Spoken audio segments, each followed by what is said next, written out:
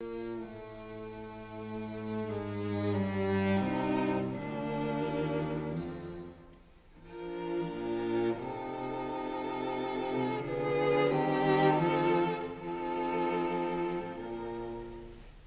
fellow Australians, as I address you tonight, many of our citizens are in the midst of an unprecedented national disaster in these floods, which have devastated, as we know, much of Queensland, New South Wales, Victoria, Central, Western Australia, and our hearts and our prayers go out to them. As we can only imagine the horror of those who have seen their loved ones, their friends, and even young children being swept to their watery grave. As we witness the loss of livelihoods, of homes, and the very means of daily existence, as we view the crippled infrastructure of our towns, our cities, our farms, all drowned and broken by torrents of water that should never have been allowed to run wild,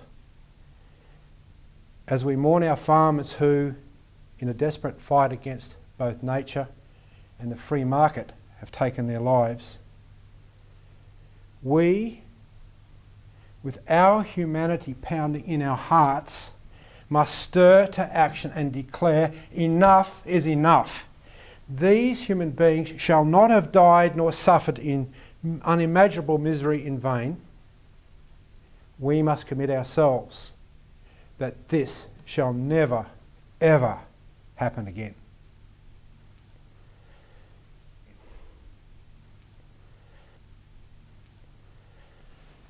The scale of the destruction is such that as of this moment we must declare a national emergency. We must immediately initiate a policy of national reconstruction, one without precedent in the history of our country, because this disaster is unprecedented. Let us commit ourselves to rebuilding every city, every town, every road, every factory and workplace, and every farm that was damaged or destroyed, but let us build them better than they were before. Let this be the turning point of our nation. Let us turn this tragedy into triumph and ensure that those that died, those who have suffered terribly and are still suffering, shall not have died or suffered in vain. Let us commit ourselves, as the best of our forebears did, to the principle of the common good, with a capital C and a capital G, because that's what constitutes a nation. The commitment of its government and all of its people to the welfare and the advancement of every citizen. So let's forget the so-called experts' calculation of the damage. It's clearly in the tens of billions, if not hundreds of billions of dollars or more. That's just the damages. But if we are to commit ourselves to a policy of genuine reconstruction, then we must be prepared to spend that much and even more, whatever it takes. Many will screech, where's the money going to come from? Well, let me show you something. If I hold up this $20 bill and burn it, what happens? Would anything in the physical universe change? Would just things simply melt and end up as a blob? If I held up $1 million and burn it, would anything change? No. I'm not going to burn it because, it's illegal to burn the money in this country. But I think my point's clear. It is not money that is the issue, but the purpose for which the money is created and extended. It is as if it is merely some kind of great God in itself, which human beings tend to want to worship as some sort of shrine, like a bunch of pagan witch doctors. Is it like that? No. What it is, it has to be extended as credit. to increase the real physical economy of our farms, our factories, our infrastructure and other tangible wealth to improve the lives of our citizens. Now, for those who shriek, we don't have $100 billion or $200 billion, consider this. In 2002, the CEC released and campaigned for a national infrastructure program for Australia, which included, among other things, 18 great water projects, some of which have been on the drawing boards for decades. While these water projects, including the Bradfield scheme, would not have stopped all the damage had they already been built, they certainly would have mitigated it. And all of them could have been constructed for an estimated mere $40 billion. But even more to the point, for those who might freak out about the $100 or $200 billion for reconstruction, did not the Commonwealth Government over the past couple of years extend $850 billion in guarantees of public money to the private banks? Did not the government, together with the Reserve Bank and the Future Fund, inject another $90 billion or so into the big four private banks to prevent them from collapse? And why were these private banks going to collapse? Because they had gambled massively with their depositors' money. Gambling typified by their holdings of $15.1 trillion in utterly worthless derivatives. And they lost it. If you went down to the corner and lost $100 or $1,000 at the pokies, would you demand that the government bail you out? But what if instead of gambling, they had invested that $15 trillion into our farms, our factories, our dams and other great infrastructure projects? Would they now not be in danger of shutting their doors? Why didn't they invest their depositors' money into the nation instead of gambling with it? There's the rub. We must fundamentally change the way our nation's finances are organised, away from the present privately controlled monetary system to a national banking-centred credit system. That is urgent not only to finance a sweeping program of national reconstruction, but because the entire international financial system is now exploding in the worst financial and economic crisis in history, and we will not survive unless we return to a credit system of national banking.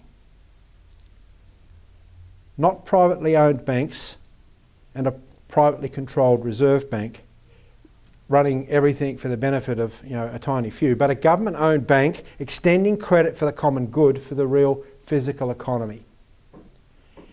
If you think the Queensland floods are horrific, and they are, then they are nothing compared to the atomic firestorm that will be unleashed when the present monetary and financial system collapses. Now, this proposal to return to national banking will unleash some real fits of rug chewing, squawking like you've never heard before.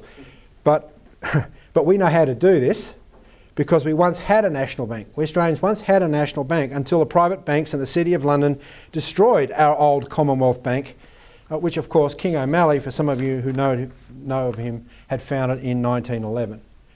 But the only question is, do we have the wisdom and the courage to do it? And that brings me to the central theme of my address today.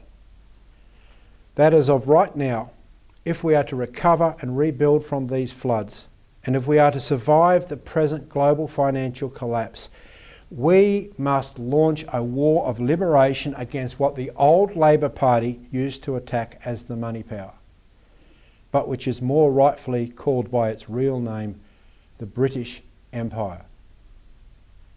Therefore, today, I am launching a war of national liberation against the British Empire, to free Australia from this destructive parasite which has fed on us, drowned us, infected us, seduced us, and conned us long enough. And I ask you to join this war of liberation to fight, because I can assure you, as you have already witnessed from the recent horrendous events, your lives and the lives of your children and of your grandchildren and those who come after absolutely depend on us winning. In a sense, this war is nothing new for us Australians, but it's new that we're declaring it, because today the struggle for our sovereignty against the British Empire has been the central reality of our entire nation, as I shall demonstrate to you at least briefly in this address. Now, many of our citizens may whine, the British Empire doesn't exist anymore. Or, look, the royals are above politics, they're just ceremonial. What are you talking about? Another such nonsense. No. There is overwhelming evidence to the contrary, both from the history and from the present day, which only almost willful blindness prevents us from seeing. The popular idea is that the British of the British Empire of the 19th century, when the British Navy patrolled the world's oceans and redcoats were dispatched across the globe to subdue restive colonies. But the British Empire was primarily, as it is now, a monetary empire. It controls nations through the City of London's domination of the global monetary system enforced by free trade. These days the British have just become more slicker on how they run their empire. They have duped or bludgeoned most of the world into embracing or at least accepting policies which will ensure their own doom.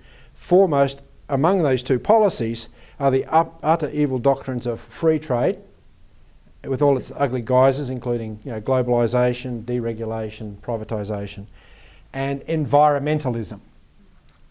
These are British policies.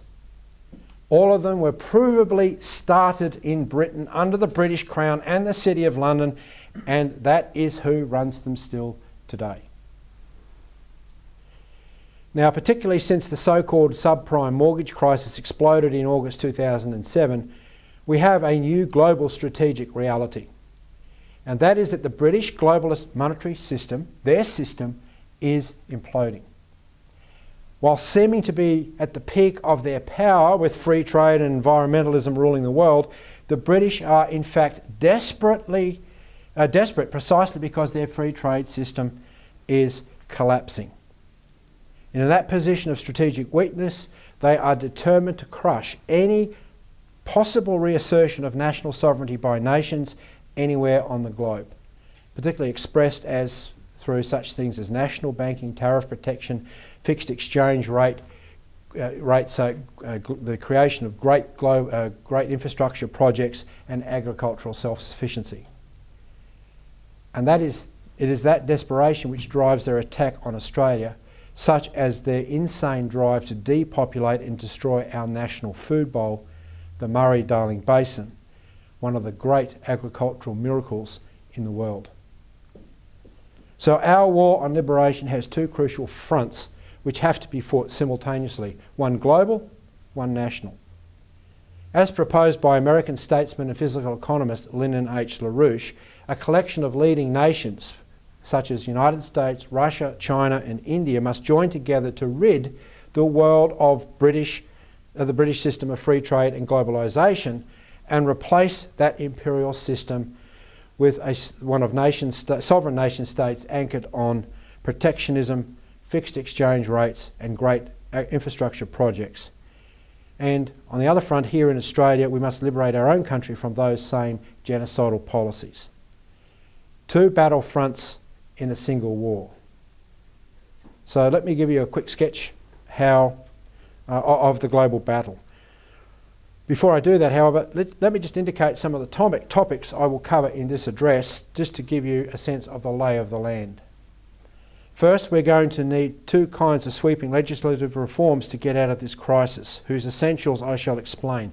One for the world as a whole, including us, and it's called Glass-Steagall, modelled on the legislation by which President Roosevelt pulled the US and therefore the whole world out of the Great Depression.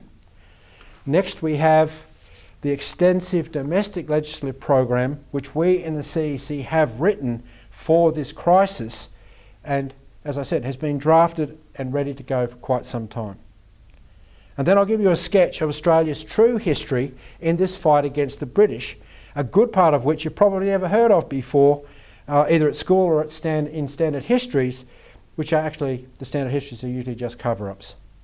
Then I will detail how the British over the decades since World War II plain invented this outrageous scam known as environmentalism, together with a few fascinating, if evil, specifics on how they are deploying it to destroy and depopulate Australia, including through all kinds of international treaties, which are then we are then forced to adopt into our national legislation. The most blatant, scandalous example of this, of course, at present, is the supranationally supervised destruction of the Murray Darling Basin under the Ramsar Convention on Wetlands. And I will then conclude with an inspiring picture of what we can do to develop this great nation of ours, which we must adopt as a mission both for ourselves and for the untold generations of Australians to come.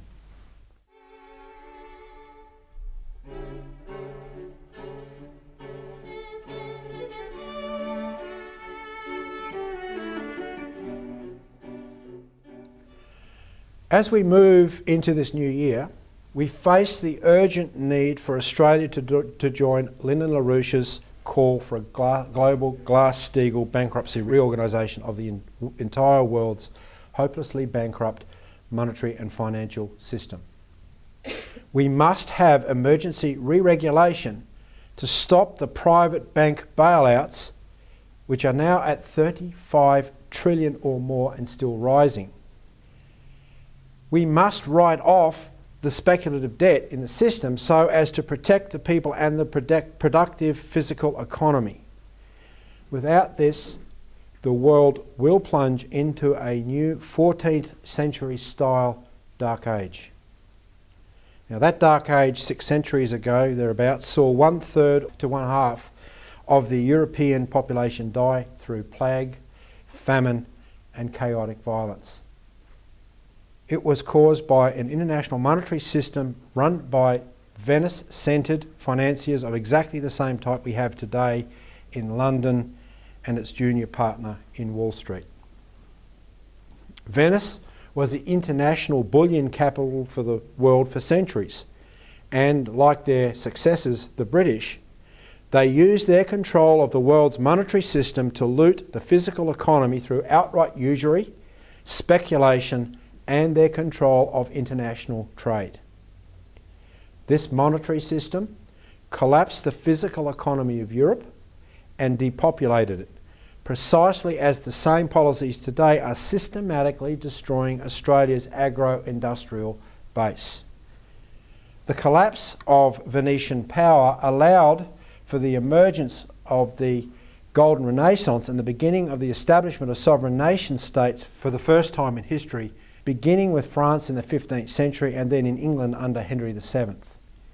But the Venetians gradually recovered much of their power and moved enormous amounts of money into the Netherlands and then London through the Dutch and English, later British, East India companies.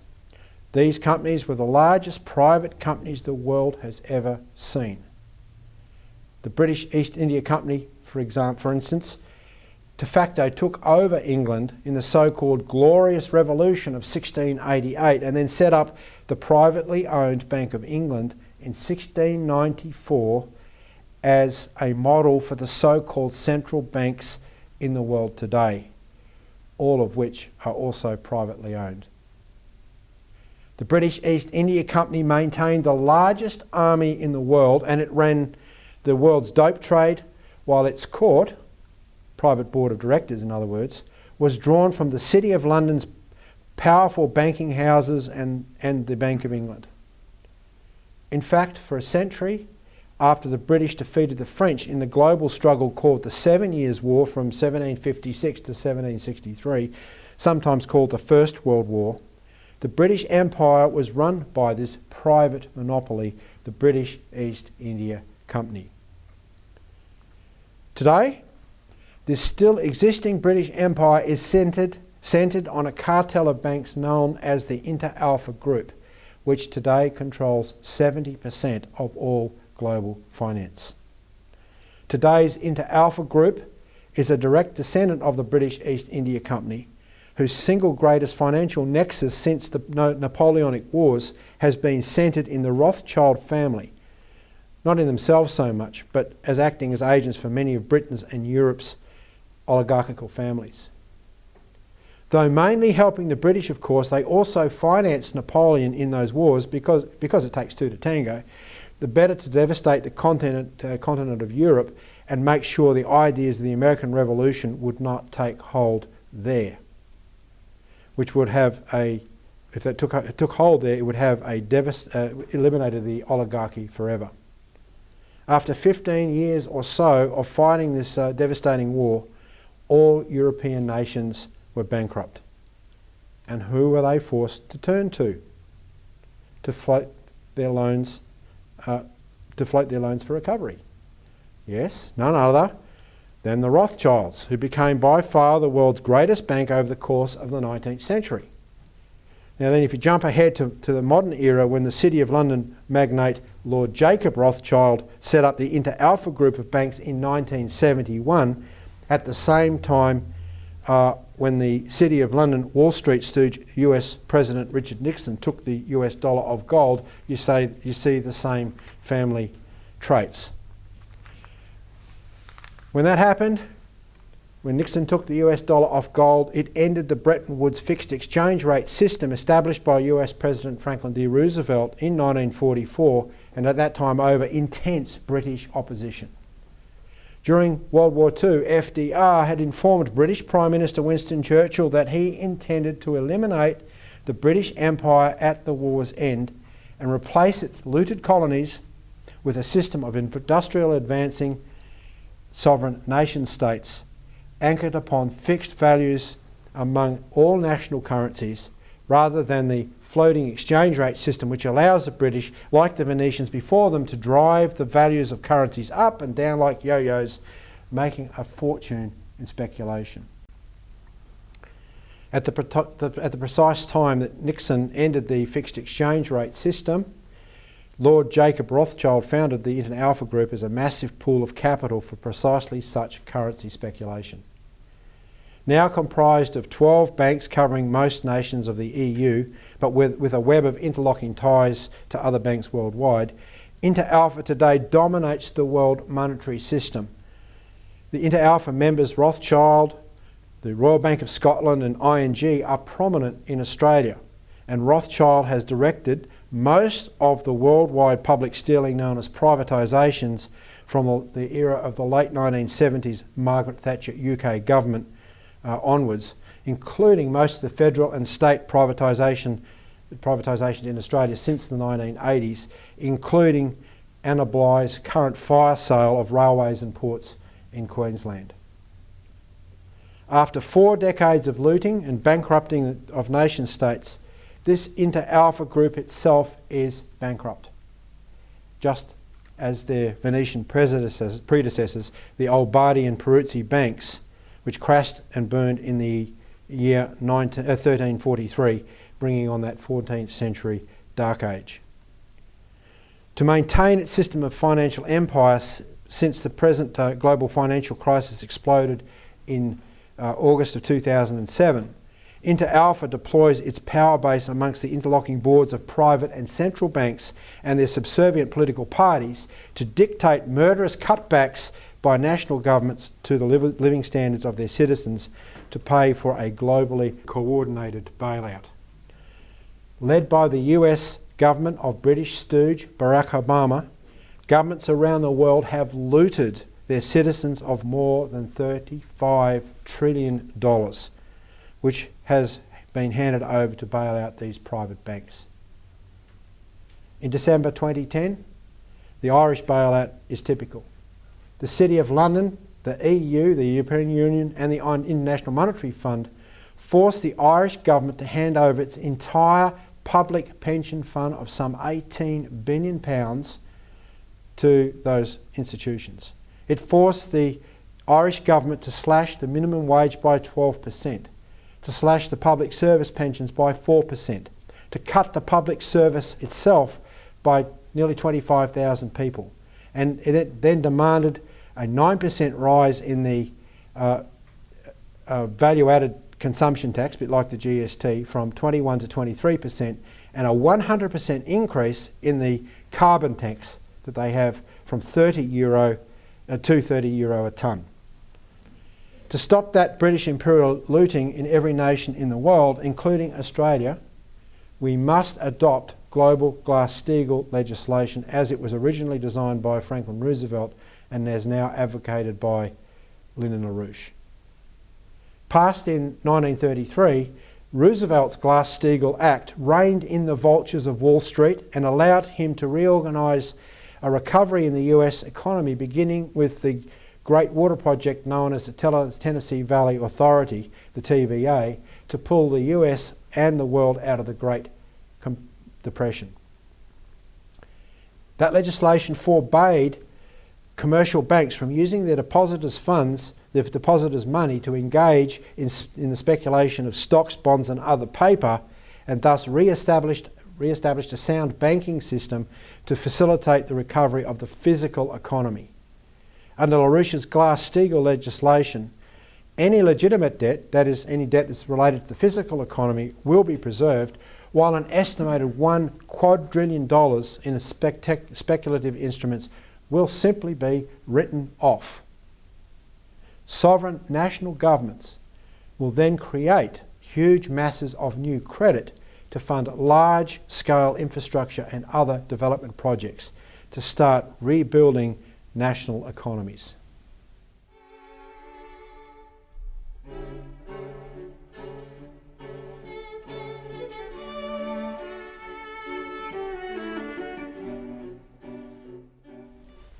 Here in Australia, we must re-establish a new government-owned national bank.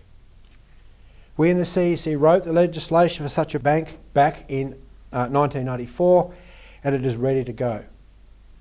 Our new Commonwealth National Credit Bank would create hundreds of billions of dollars of new credit to fund the critical projects, including the immediate reconstruction of all flood-damaged infrastructure, as well as the 18 great water projects, high-speed rail projects and other great national projects elaborated in our Infrastructure Road to Recovery program. There will be no solution to rebuilding our country from the massive destruction of the floods and from the systemic destruction of our industries and agriculture by a combination of free trade and environmentalism. You can't do it without dumping these British imperial policies. A number of these water projects, which could and should have been built decades ago, would have mitigated the worst of the Queensland flooding. For example, the Fitzroy and the Dawson River projects. These were drawn up in 1931 as we elaborated in our new Citizen. The CEC government would also implement the Homeowners and Bank Protection Bill of 2008, which is modelled on a bill of the same name drafted in 2007 by Mr LaRouche. This HPPB bill, which was supported and is still supported by hundreds of local councillors and other leaders here in Australia, demands that our Parliament establish a federal agency to protect homeowners and family farms immediately from unjust foreclosures, as well as to provide the stability for day-to-day functioning of the regular banking system by placing all Australian licensed retail financial institutions under protection. It would then slap a freeze on all home and family farm foreclosures for as long as is required in this present crisis. We would then restructure existing mortgages at much lower interest rates. The adjustment process would write off all the speculative debt obligations of the mortgage-backed securities, the derivatives and other forms of Ponzi schemes that are in our banking system. And it will leave our banks to carry on the traditional business of day-to-day trade and commerce for their customers. To complement the Homeowners and Bank Protection Bill, we will also implement the CEC's 1994 Productive Industries and Farm Domestic Debt Moratorium Amelioration and Restructuring Bill. This was written to guarantee Australia's family farm and our national food security. And this debt moratorium will be retroactive. It'll It's to provide justice, for instance, for the thousands of farmers driven off the land over the past decade in the Murray Darling Basin and around Australia, not mainly by drought, but by British dictated policies of green genocide and free market looting. A CEC government would also ensure that family enterprises and related businesses can continue trading by extending very low interest credit to tide them over for the next 12 months or so while they get back on their feet. The tens or hundreds of billions of dollars that the government used to bail out their British-controlled parasitical banks will be redirected to secure the immediate future of Australia's food bowl, its farmers and its communities. All of these and similar measures are pathways through which we, in conjunction with a community of other nations following similar policies, can reassert our national sovereignty. Given their sweeping scope, you can see that this requires nothing less than a war of liberation against the British Empire. We must name the enemy if we are to defeat him. Our forebears fought against this British money power, and only because of their victories, partial and incomplete as they often were, do we have some semblance of a nation today.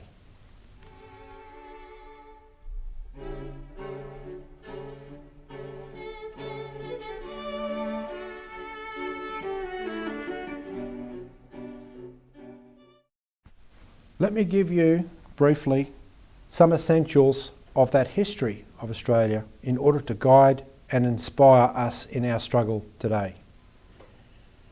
The victory of the young United States against the mighty British Empire in the American Revolution of 1776 to 1781 established a form of government without precedent in world history. And the very essence of that new government, which enshrined its dedication to the common good, the general welfare, in the guiding preamble to the US Constitution, was the establishment of a credit system.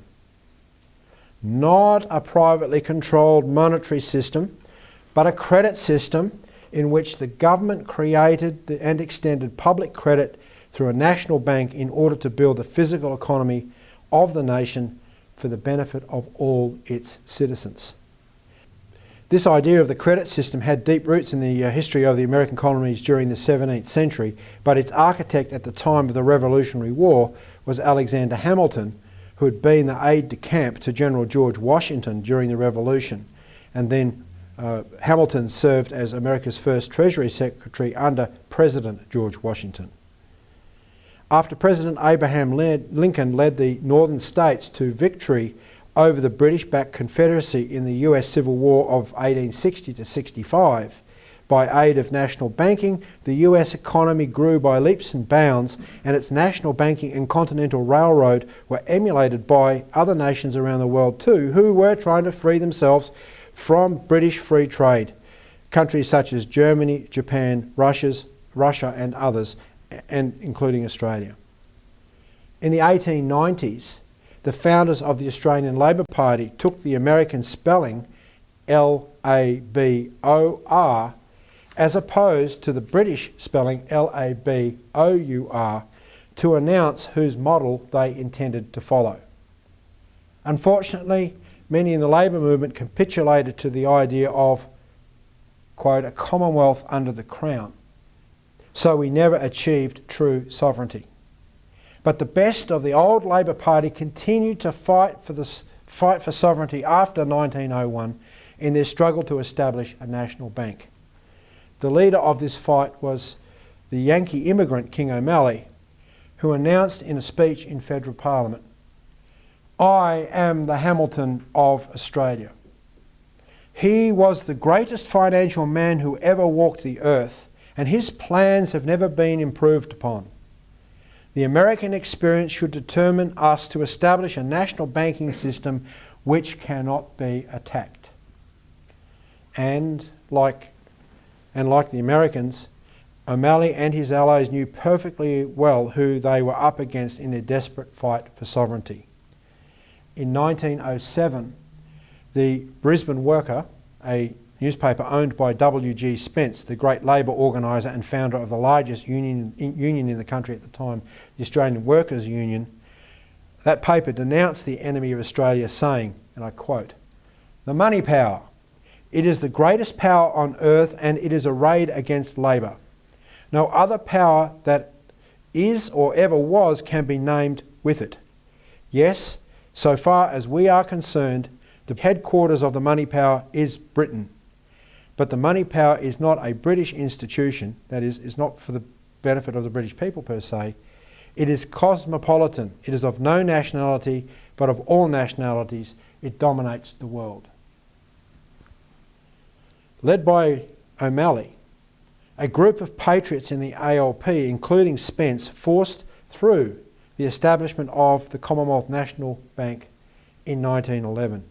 And this was over the fierce opposition of the British-run Australian banking establishment and their allies, Prime Minister Andrew Fisher and Attorney General Billy Hughes. O'Malley gave an extraordinary 5-hour address in Parliament on September the 30th, 1909, to mobilise support for his proposed national bank, from which I will read you a short excerpt, which could have been written for our situation today. He said, "We are legislating for the countless multitudes of future generations who may either bless or curse us. We are in favour of protecting not only the manufacturer, but also the man who works for him. We wish to protect the oppressed and downtrodden of the earth. In my opinion, the financial policies of some of the states for the past 50 years has either been dishonest or incompetent.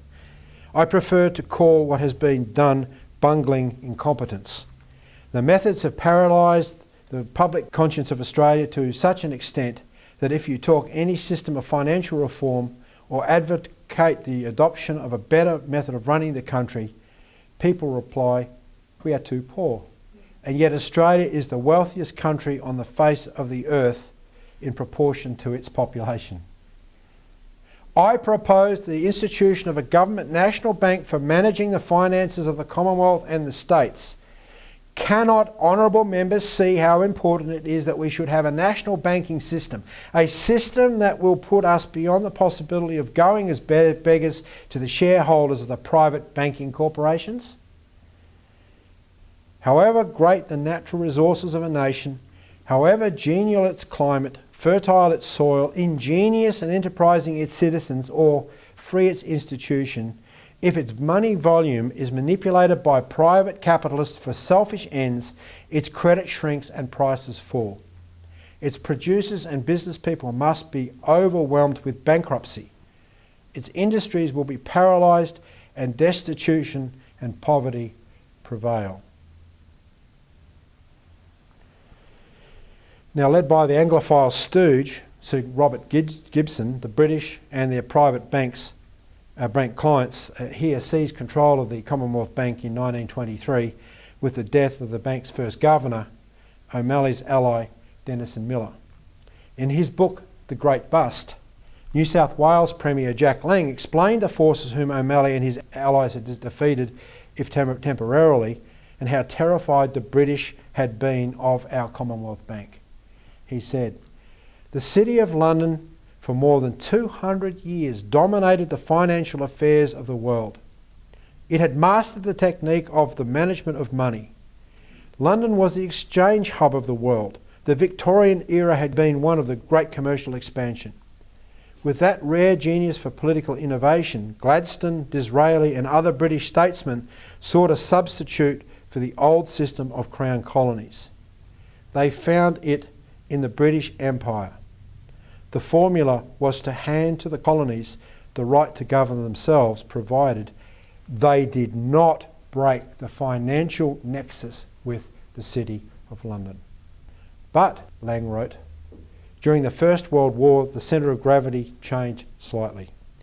In Australia, the war had been financed by the then newly established Commonwealth Bank.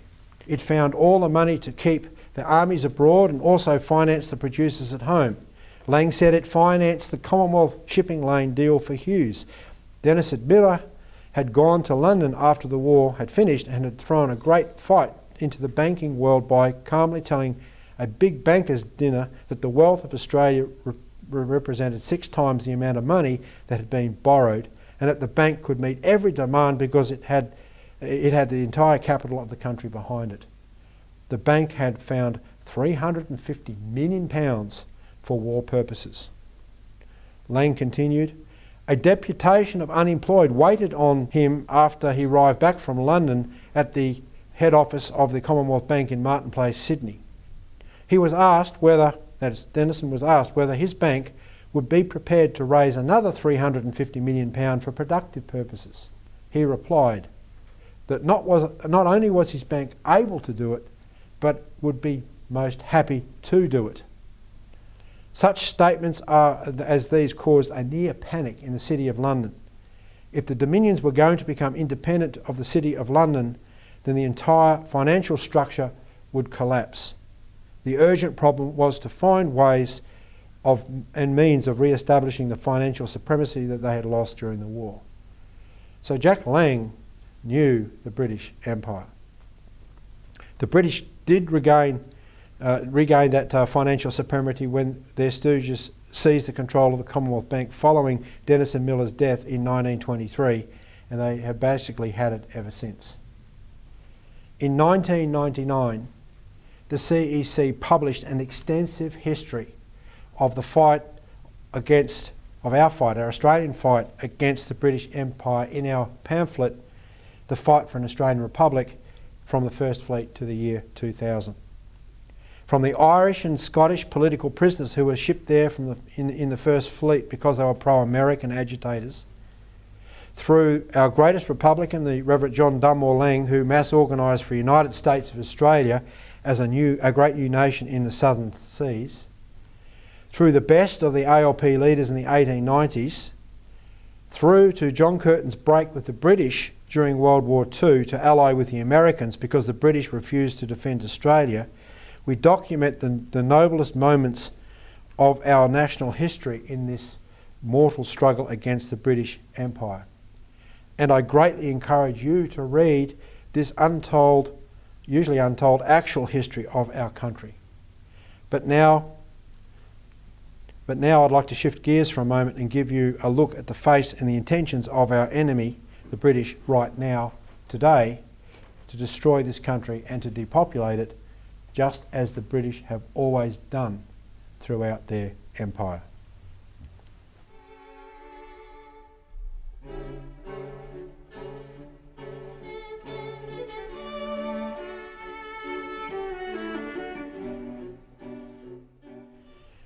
The strategy of empires from time immemorial, such as the Babylonian, the Persian, the Roman, the Venetian, and now the British, is for the ruling few to triumph over the many by keeping the masses dulled in mind and few in numbers.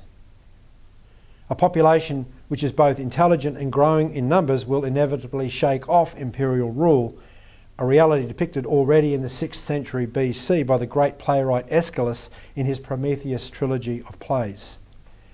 Therefore, these empires invariably commit genocide as policy, whether through orchestrating endless wars of divide and conquer strategy or just through plain mass murder. But the trick is to get the many to willingly acquiesce in their own destruction, even their own death en masse.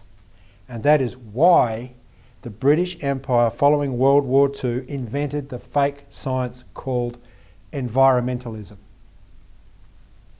Just think for a second. What was the first major environmentalist organisation in the world that you know of, and where was it founded? Yes, the World Wildlife Fund, the WWF, now known as the Worldwide Fund for Nature. British. It was founded in 1961 by 3 individuals: Sir Julian Huxley, who was then and had been for quite some time the president of the British Eugenics Society. Eugenics was invented by the British in the 1870s and 1880s in part as response to the stunning industrial growth of the United States and of other nations around the world emulating the US. It means the rule of a master race over lesser races, which should be simply which should be simply eliminated as necessary. Typical was Huxley's long-life friend and co-worker H.G. Wells, who wrote in his 1902 book Anticipations, "It has become apparent that whole masses of human population are, as a whole, inferior in their claim on the future to other masses. How will we treat the inferior races? Well, the world is a world, not a charitable institution, and I take it they will have to go." But in the post-World War II era, Wells's mate Huxley lamented already in 1946 that the Nazis had unfortunately discredited the idea of eugenics by the end of the rule of a master race, with their concentration camps and everything. Therefore, Huxley argued, although eugenics must still indeed be carried out, it must be done under another language, which will, quote, make what is presently unthinkable thinkable. That other language is environmentalism. And the biologist and zookeeper Huxley himself played a leading role in inventing this new fake science. The second founder of the World Wildlife Fund was Prince Bernhard, a former member of the Nazi SS, who was brought in on the World Wildlife Fund so that, quote, it wouldn't look like a British colonial conspiracy, end quote, in the words of an early WWF board member. The third, of course, was Prince Philip himself, who still runs it and who also personally founded the Australian Conservation Foundation, of which he himself was president from 1971 to 1976. In dozens of public statements over the past couple of decades, Prince Philip has repeatedly called for genocide on a scale which would make Hitler blush, for the world's present population of almost 7 billion to be slashed back to 1 to 2 billion or even less. To him, man is no different than an animal and to be killed as one. And I quote, "You cannot keep a bigger flock of sheep than you are capable of feeding. In other words, conservation may involve culling in order to keep a balance between relative numbers in each species within any particular habitat. I realise this is a very touchy subject, but the fact remains that mankind is part of a living world. Every new acre brought into cultivation means another acre denied to wild species." For Prince Philip and his allies, the alleged overpopulation of the world, an idea which they invented in the first place, should just be taken care of by mass murder. He made no bones about it at a press conference in 1981 where he said, "In the event I am reborn, I would like to return as a deadly virus in order to contribute something to solve overpopulation." If you think he was kidding, you don't know Prince Philip. Well, if you systematically cut back the world's industrial and agricultural base on a mass scale through free trade and global on the one hand, but now even more aggressively through environmentalism on the other, then you assuredly will kill great masses of people. But this has always been British imperial policy. For instance, the man who first popularised the idea of overpopulation was the Reverend Thomas Malthus. And who was this oh so reverend parson? A lifelong employee of the British East India Company, which appointed him to the very first chair in political economy ever established in Britain, or in the world for that matter, at the British East India Company's Haileybury College, where he trained hundreds of British imperial administrators for India and other British colonies. Listen to Malthus from his famous essay on population, which many people cite so knowingly without ever read it in the first place, and which is the Bible of the world's environmentalist movement, given that Malthusianism is the central tenet of the green ideology in the first place. Malthus says, All children who are born beyond what would be required to keep up the population to a desired level must necessarily perish, unless room be made for them following the death of grown persons. Therefore, we should facilitate, instead of foolishly and vainly endeavouring to impede, the operations of nature in producing this mortality. And if we dread the too frequent visitation of the horrid form of famine, we should sedulously encourage other forms of destruction which we compel nature to use. Instead of recommending cleanliness to the poor, we should encourage contrary habits. In our towns, we should make the streets narrower, crowd more people into houses, and court the return of the plague. In the country, we should build our villages near stagnant ponds, and particularly encourage settlement in all marshy and unwholesome situations. But above all, we should reprobate specific remedies for ravaging diseases and restrain those benevolent but much mistaken men who have thought they are doing a service to mankind by protecting schemes for the total extirpation of particular disorders. Population control. That was and is the heart of British imperial policy, typically enforced by a systematic policy of what the British called land clearances, which they applied to Ireland, in Scotland, in India, and in post-war Africa, among other places, and which they are now applying in the Murray Darling Basin. Just look at history. From the 17th through the 19th centuries, the English, later known as the British after their 1701 takeover of the AK Union with Scotland, committed systematic genocide against the Irish. Under Oliver Cromwell's occupation and looting of Ireland in the mid-17th century, 1/2 the Irish population died, mostly from starvation and disease. Cromwell's stated policy was to kill off as many Irish, that is to replant Ireland with Englishmen, to keep the rest of the Irish in literal slavery to grow foodstuffs for free trade export. The British military confiscated 80% of all arable land in Ireland, while all of the corn, wheat, barley, oats and meat the Irish produced was seized by their English landlords for rent, leaving only potatoes for consumption.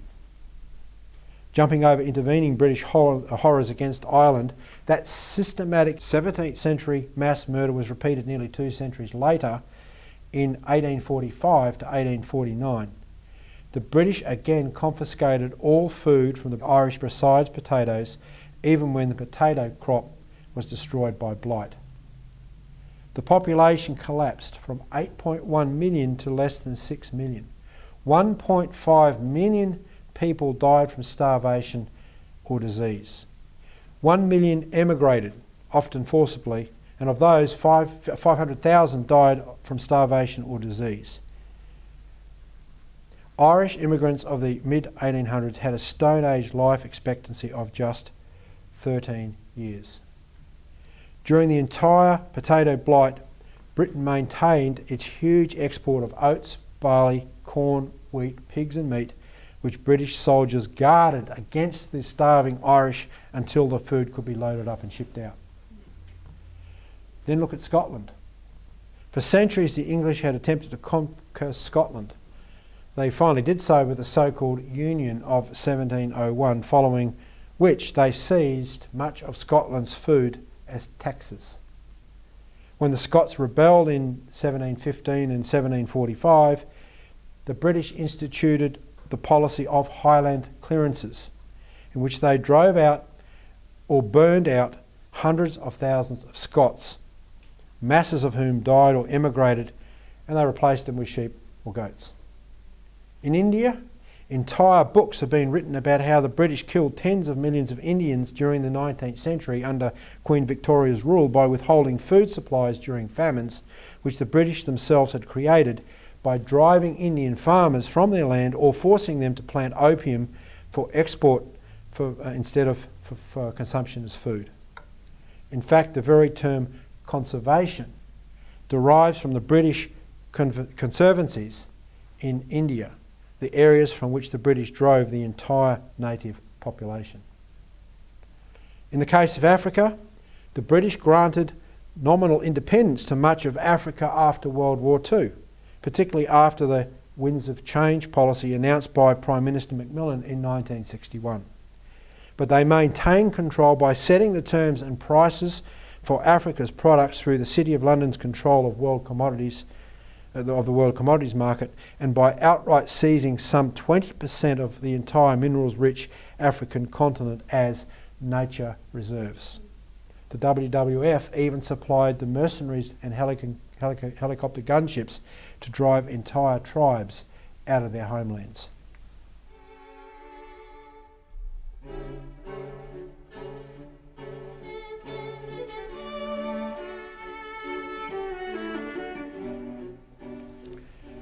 Now let's turn to British policies of indirect rule, as they like to call it, over Australia, and to their genocidal intentions for our country, conducted usually under the rubrics of free trade and environmentalism. First, I want to introduce you to the acknowledged high priest of environmentalism in the post-war period. This is Max Nicholson, a long-time permanent secretary to the Privy Council of the British Crown, the ruling body of the British Empire. Nicholson founded the British Nature Conservancy in 1949, the mother body for all subsequent environmentalist organisations worldwide, and headed it for many years. Here is Nicholson's own account of the growth of environmentalism to its present world stranglehold. He said, "Here in Britain at the end of the 1950s, the Nature Conservancy had fairly adequate powers, a sound organisation, and a small but growing income from public funds. We were worried, however, at the lack of a strong support movement. We recognised too that the threat was worldwide. It would be morally obligatory and also a source of added strength to use our British base to build up an effective world network." So Nicholson and his friends founded the World Wildlife Fund toward that end, whose charter he personally drafted. And like his mate, the World Wildlife Fund co-founder Julian Huxley, Nicholson was also an ardent eugenicist. The British already had control over another major conservation body, the Swiss-based International Union for the Conservation of Nature and Natural Resources, the IUCN, for whom Nicholson had the British Foreign Office write its founding constitution. The man who came up with the very name, ICUN, Fairfield Osborn, was also one of the most notorious eugenicists of the 20th century, whilst Nicholson chaired the ICUN's official population committee, which was charged with figuring out ways to cut down the world's human population. Among its other evils, the IUCN today de facto owns Australia's natural reserves, under which a staggering 12.8% of the continent is presently locked up in perpetuity, which will soon soar to 19% under the new international, i.e. supranational and British written, Biodiversity Convention. Besides bragging in his various writings that the British invented the world's environmentalist movement, Nicholson in 1970 wrote a book called The Environmental Revolution, a guide for the new masters of the world, whose subtitle pretty much gives away the intent of this movement. But in case there are any in doubt, Nicholson, one of the world's most famous bird watchers among other of his hats, wrote in that book, and I quote, "The lesson has been learnt and unreservedly accepted that ducks unlimited means sovereignty superseded." And along the same line of sovereignty superseded, ask yourself, which was the first government in the world to endorse climate change and to crusade draconian measures to combat this non-existent threat? Yes, the British, under Margaret Thatcher. And the world's premier so-called research body on climate change just happens to be based in Britain as well, at the University of East Anglia, whose staff about a year ago were caught red-handed falsifying data to prove global warming and running terror campaigns against their opponents.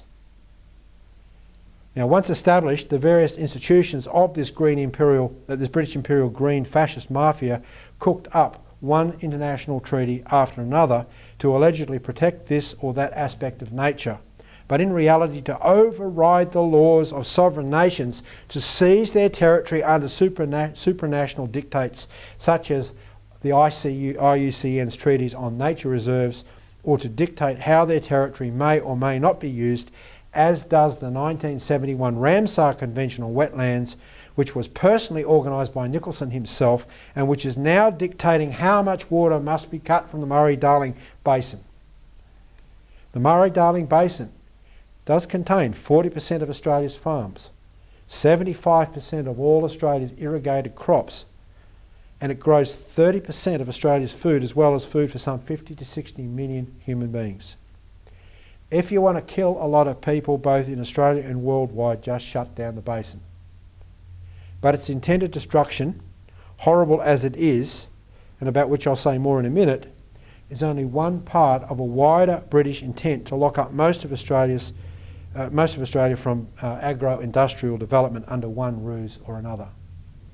If you look across the whole continent of Australia, you see this destruction in progress through such actions as, for example, taking swathes of land out of past or potential future production under the pretext of ever-expanding IUCN administrative nature reserves, or Ramsar wild rivers and wetlands legislation, and also Aboriginal land rights, although the Aborigines themselves are invariably forbidden from developing their own land.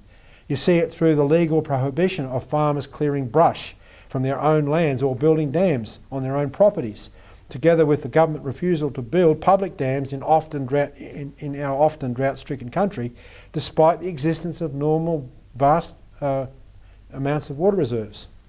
You see it through the elimination of the single-desk wheat board in the face of the British multinational domination of the grade trade, as well as the systematic driving down of farm gate prices paid by Woolworths Coles cartel.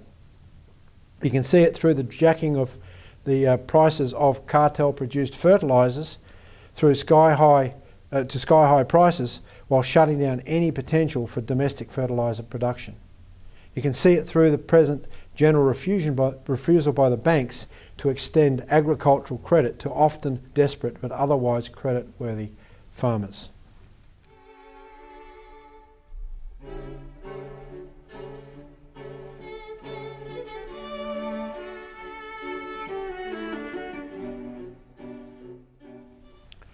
And the local capos who help enforce the dictates of this international Gestapo are led by the Australian Conservation Foundation. I'll let you in on a little secret.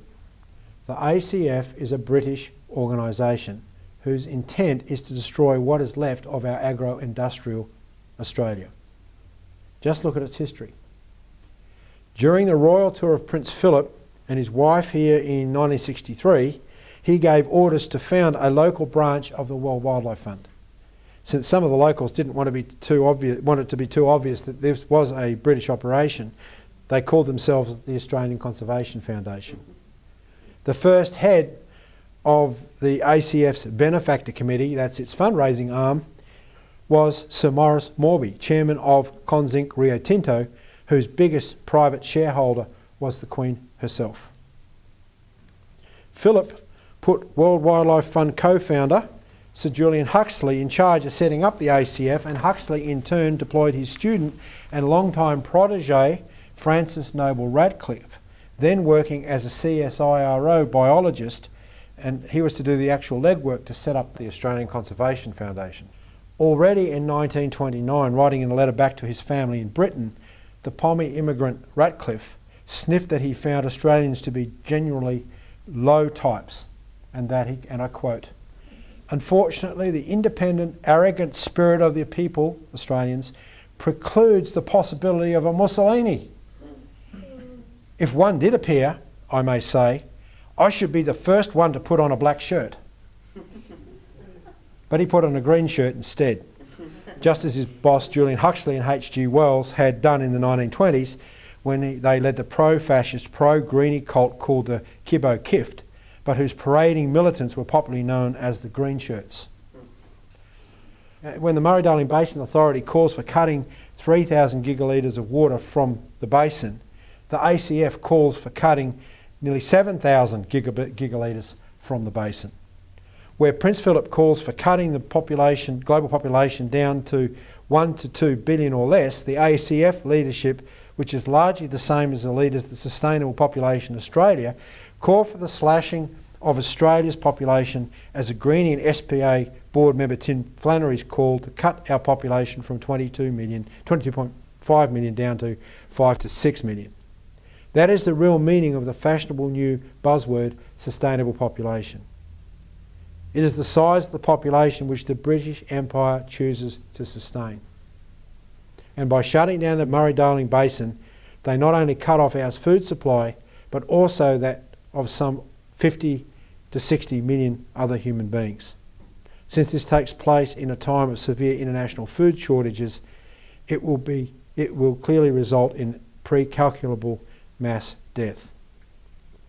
The sad reality is that many who claim to be Australians, or might even have been born here, but who are members of the British cults of free trade or of environmentalism, are just bootlickers of their British masters, just like the inflated buffoon Sir Robert Menzies, who in the 1930s proclaimed that he would rather see, and I quote, every Australian die of starvation, end quote, than hold up a single payment to British bondholders, as New South Wales Premier Jack Lang was then doing in order to feed the people of New South Wales.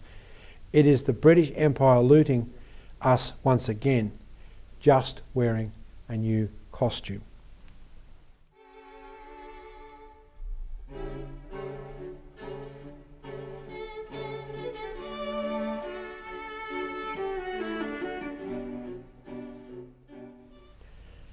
But let me now turn to perhaps the single most blatant assault on not only our sovereignty, but our very existence. The British imperial plot to just plain shut down all agriculture in the Murray-Darling Basin. Because don't kid yourself, that's exactly what is underway. And it's not only irrigated agriculture, but virtually all agriculture under one pretext or another, such as if it's dryland salinity excuse to shut down any non-irrigated agriculture in the basin. And this intent is quite open. Let me read to you a brief quote from Australia's National Report to the 2002 Ramsar Convention in Spain. And I quote, "The Murray-Darling Basin Commission, in conjunction with the Commonwealth Scientific and Industrial Research Organisation, CSIRO, have commenced a program in the Murray-Darling Basin entitled the Heartlands Initiative. The MDBC have recognised that traditional broadacre systems are largely unsustainable in many areas of the basin, resulting in degraded natural ecosystems including the riverine environment and its associated wetlands. The deterioration of natural resource condition is threatening the viability of farming enterprises and the survival of the related rural communities. As a consequence, large-scale land use change is required. However, many farming enterprises do not have sufficient cash surplus to invest in new production systems, and for many areas, sustainable productive systems have yet to be identified." Now, contrary to popular belief, shutting down virtually all agriculture in the basin does not depend on whether the Murray-Darling Basin's so-called guide is adopted or not. It's happening right now. As part of the ongoing Murray-Darling Basin land clearance program, a program dictated by at the top by the Ramsar Treaty, the City of London-directed Australian banking cartel is poised to call in huge numbers of their loans to farmers and small businesses in the Murray-Darling Basin, thereby crushing family farms and communities and destroying Australia's national food security. In fact, That mass foreclosures process is already well underway, as abundantly documented in the MDBA's own recently published RISA report. Aided by former Babcock and Brown water speculators and the so-called Wentworth group of concerned scientists, and cheered on by Prince Philip's Australian Conservation Foundation, the Murray Darling Basin Authority and most of the nation's banks have been involved for many months in a plot to use this past October's release of the Murray Darling Basin Authority's Guide to the Proposed Basin Plan to trigger what are called material adverse event clauses within almost all loans. These MAEs empower the banks to immediately call in those loans if they deem the borrower's prospects of repaying the loan to have changed as a result of an MAE, and that is now happening. When surveyed by RISA, himself a merchant banker and a water speculator by trade, all of the banks stated they would regard water allocation cuts of 20% or more as the equivalent of permanent drought, and as such would invariably trigger the MAE clauses in most loans. The banks can classify whatever they like as MAEs, including even the prospect of an MAE as one, whether or not the prospective event even happens. But as they informed the Murray Darling Basin Authority, at the top of the list of prospective MAEs is the release of the MDBA guide itself, which thereby renders virtually every farm and small business loan in the basin legally defenceless against immediate foreclosure by the banks, regardless of whether or not they are repaying their loans. So all the hoopla about community consultations, parliamentary whatever, other hearings which politicians may rabbit on about revising the MDBA plan, and especially Federal Independent MP Tony Windsor's upcoming meetings to discuss the social impact, are a complete fraud. As many people already suspect, they are an orchestrated dog and pony show to appease the public and the bank's intended victims whilst the mass foreclosures proceed. Both the government and the opposition know this full well because they have debated the RISA report in Parliament even while covering up its actual stunning import, so few would actually bother to read it. The British use of their Ramsar Treaty to halt and then destroy our national economic development is hardly their only recent blatant intervention into our affairs. After all, Prince Philip himself flew to Tasmania in the early 1980s to help stop the Franklin Dam being built. And though Gough Whitlam certainly had his faults, when his government, under the leadership of Deputy Premier and Treasurer Jim Cairns and Minister of Minerals and Energy Rex Connor, planned to buy back the farm from the British raw materials cartel typified by Queen's Rio Tinto in order to develop our vast continent, the Crown ordered Whitlam sacked. The notion that the former MI6 agent and long-time British buttlicker Governor-General John Kerr, quote, acted on his own to sack Whitlam is a fairy tale for little children. In fact, the Queen showered him with all kinds of new honours immediately afterwards. In the years since Whitlam was sacked, Australia has become ever more a colony of the British. I'll give you one telling example amongst a multitude of such. In 1995, the Royal Institute for International Affairs in London issued a report entitled The Economic Opportunities for Britain and the Commonwealth. The RIIA, as is well known, was founded by the old Round Table imperialists around Cecil Rhodes and the Rothschilds family, who argued that the old form of British imperialism through gunboats and redcoats was far too crude for the modern era, and this should be replaced by indirect rule, in which local leaders indoctrinated in British ideologies at Oxford and Cambridge, or by Her Majesty's Fabian Society, or who were just plain and bought and paid for, should rule their own nations, but on behalf of the empire, which now would be renamed the Commonwealth, as indeed it happened. This report, the RIIA report, argued that Britain should use its extensive cultural and business networks of the Commonwealth as a launching pad to penetrate every corner of the globe. The method to be used, the report emphasised, were deregulation, privatisation and free trade. And since the biggest source of remaining wealth in the world is now in Asia, Britain should turn from a preoccupation with Europe toward the Asia-Pacific region, and Australia, the report specified, should be the headquarters of all this. Already by 1994, 130 British-owned companies had set up their Asia-Pacific headquarters in Australia, and hundreds more have done so since, such that today more than 2,000 companies from the United Kingdom and Australia conduct daily business. By 2009, the UK, with its population of only 62 million, had the highest total foreign investment in Australia of any country at 498 billion, which was up from only 74.5 billion in 1994, the year the report was written, a seven-fold increase.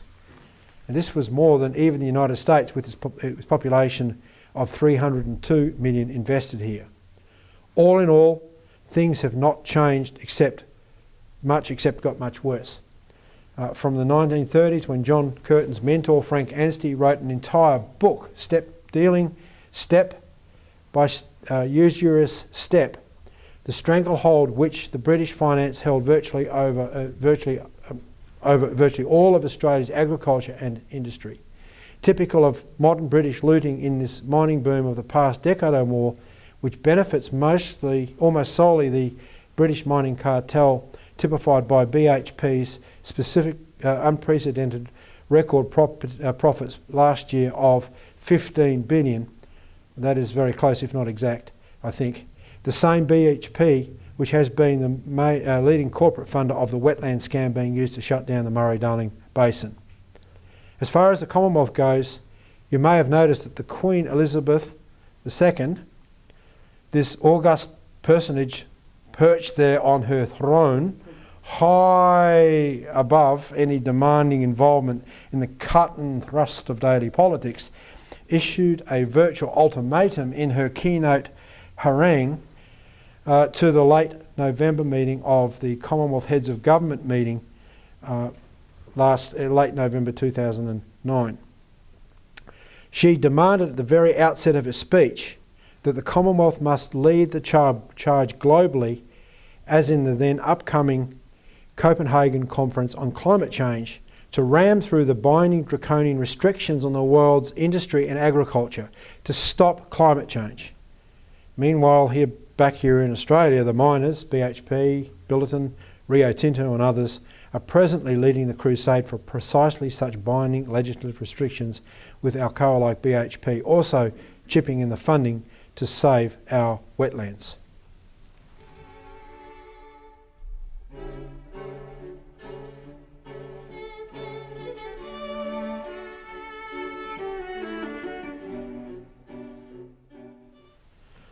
But let me now turn, in conclusion, to what must be done now and how we must conceive of ourselves if we are actually to throw off this financial and ideological shackles of the British Empire. Because the British Empire, like all others throughout history, can only exist if people view themselves as being no different than animals. That we see ourselves as being in a perpetual competition with all other animals fighting each other, and at the same time fighting nature for survival. This was Darwin's bestial viewpoint, which he admitted was inspired mainly by the writings of lifelong British East India Company employee Reverend Thomas Malthus. His royal virus, Prince Philip, and other like-minded viruses believe, as representatives of the British Empire, that they should have the sole power to determine who shall live and who shall be culled like common cattle, allegedly to preserve nature, i.e. to preserve their own, presumably, God-given power to rule. Thus they imitate the almighty Zeus of Greek mythology by forbidding man the use of fire, or today, nuclear technology. But contrary to quack British scientists, the universe is not fixed, nor does it run down according to the so-called second law of thermodynamics like some machine, but in fact constantly develops to higher levels. For instance, many billions of years ago, there was just the sun spinning around all by its lonesome self, with no accompanying planets, no solar system. But the sun then spun out fiery material which later coalesced as the planets of our solar system, each of which has a far greater range of elements than does the sun itself. They are more complex, more highly developed, and the Earth is the most complex of all in that it supports life. And even amongst Earth's living processes, we human beings are unique in that we willfully participate in that process of upward development, the development of the biosphere itself, which no animal could possibly do. We have been endowed with God-like creative powers of mind, which enables us to make discoveries of physical principles such as gravity, principles which are hidden to the senses so no animal could ever discover them, but which, nonetheless, run the universe. We discover them and learn how to apply them, and thus participate in this great and endless unfolding process of creation. That is, we are co-creators of the Creator with the Creator himself. This is not religion. This is science. Although the great religions of Judaism, Christianity and Islam rightfully recognise this godlike quality within man, and therefore teach that man is created imago Dei, in the living image of God. Human beings therefore do not have to be captive to their senses like animals, although the British oligarchy has done everything in its power over the centuries to bring out the beast in us all. Our senses are merely instruments which are tuned to receive the sensations emanating from the interaction of many unseen processes which actually do govern the universe. Therefore, although we have senses like animals, we also can discover and even deploy these unseen lawful processes, these universal laws, as no animal can. For example, we do not see gravity, but merely its effects, such as an object falling to the ground. But we, like no animal, can take the discovery of those principles and create scientific and technological processes which can change the state of the biosphere itself, and therefore the current or future state of nature. No animal has that power. No animal has creative reason. Let me give you an example. The Wivenhoe Dam, northwest of Brisbane, that was built in 1984 to prevent the Brisbane flooding, played a crucial role in mitigating the full extent of the current disaster that besets Brisbane right now.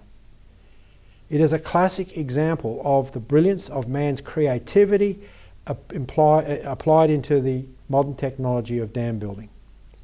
That dam illustrates that human beings are uniquely capable of imagining a new state of the universe.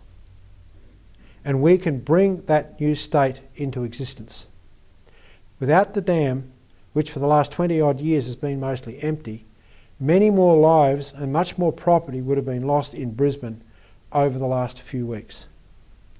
So instead of being victims of nature and of the British, we, by virtue of our creative human powers of thinking, can control and change the biosphere.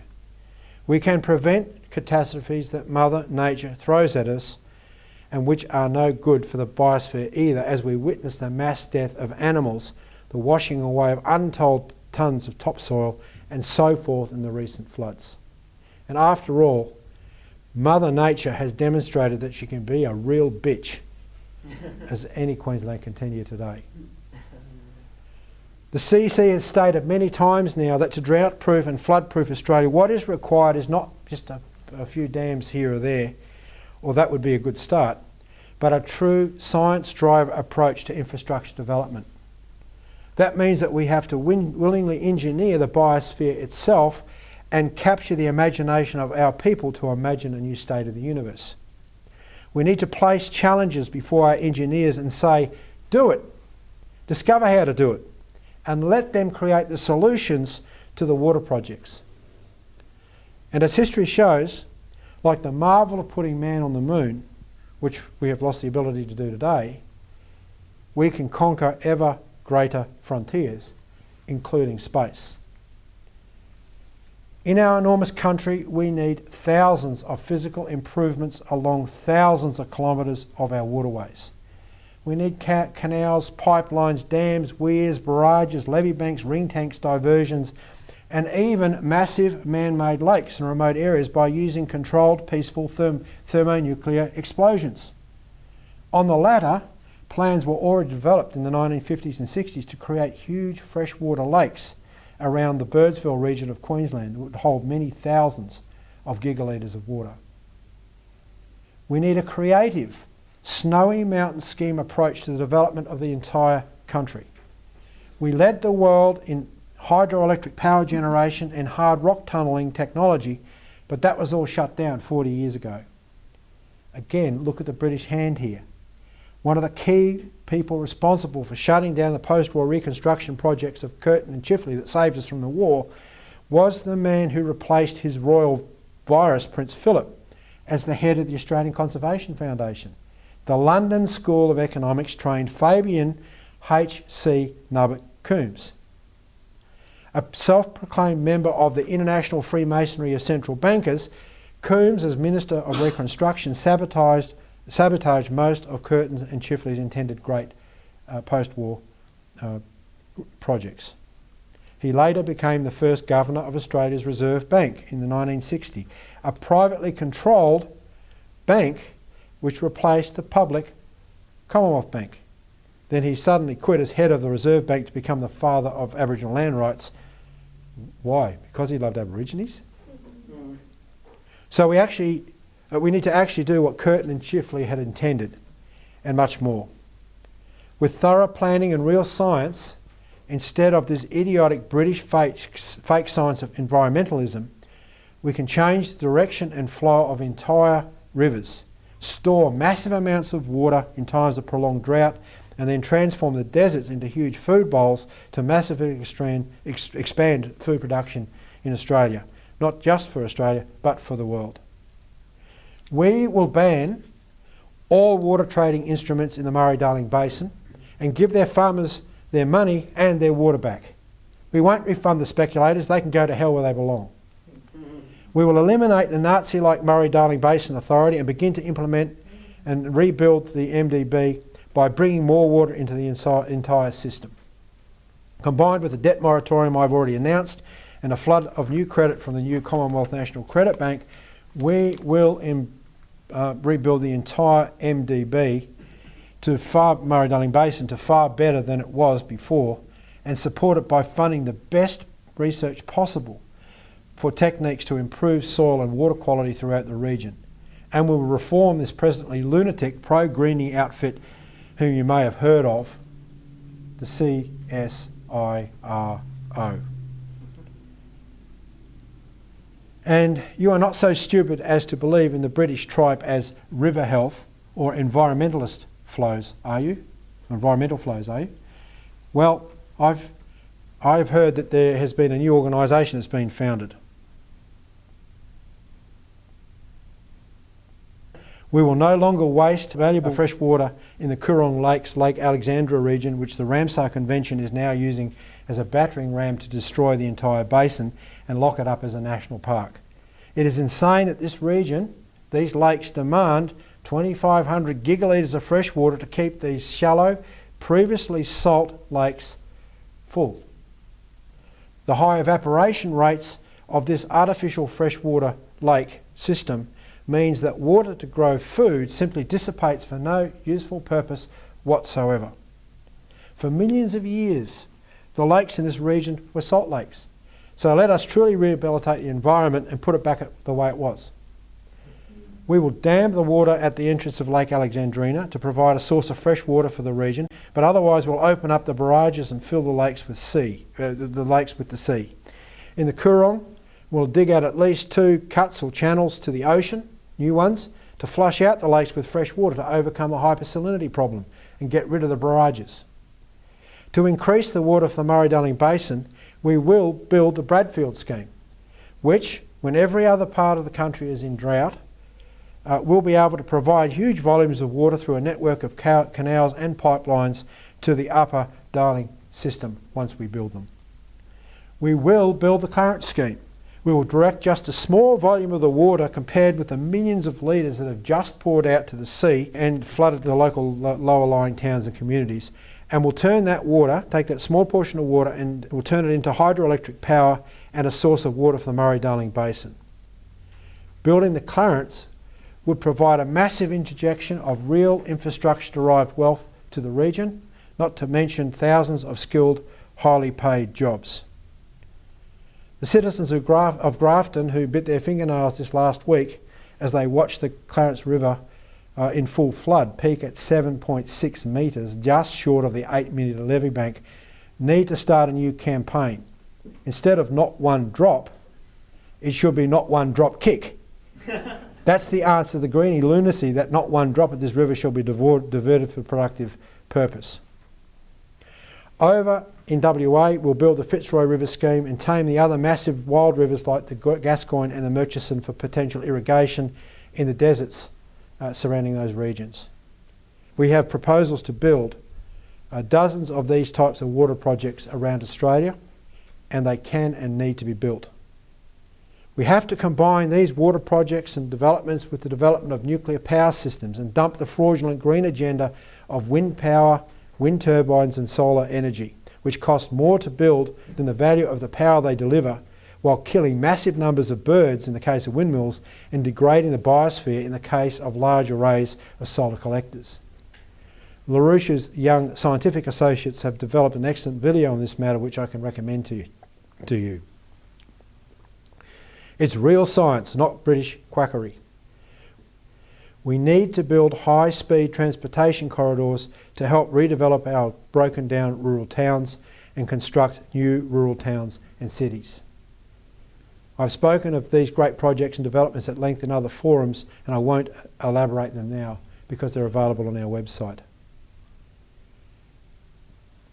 22 years ago, when I helped found the CEC, the issue then, as now, is this. Are we willing to fight for true national sovereignty, or are we willing to grovel like are we going to continue to grovel like slaves? Are we a nation that cherishes its people and is committed to developing their full creative potentials? A nation which in that noble pursuit develops its vast resources for the benefit of posterity? A nation that will not tolerate the present virtual mass epidemic of rural suicide by human beings abandoned by a government that has sacrificed them on the altar of free trade and environmentalism? A nation that fights for the national sovereignty of all other nations as well? Well, that's why we've launched this war of liberation against the British Empire. Because without a fight, we will never become a sovereign nation. We will never fulfil the dreams for which so many noble Australians before us fought. We will never achieve the destiny handed to us by history in this great island continent in the southern seas. And that is the fight that tonight I ask you to join. Thank you.